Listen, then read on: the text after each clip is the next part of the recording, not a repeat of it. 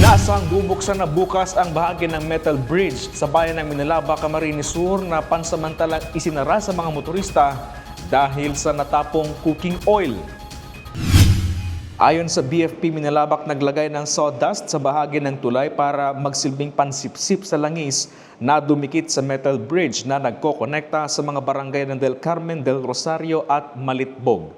Maliban sa sawdust ay maglalagay rin ang BFP ng iba pang kemikal tulad ng bleach at detergent. Patuloy na nakabantay ang PNP sa lugar lalo't limitado ang pagpapadaan ng mga sasakyan sa naturang tulay.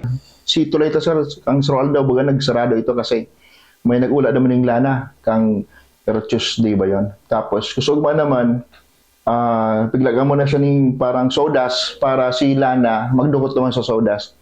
Kasi kang si Primero Aldo, pig-time ko tatong isumpito ng tubig. Problema, lalong na-expert daw si lana niya.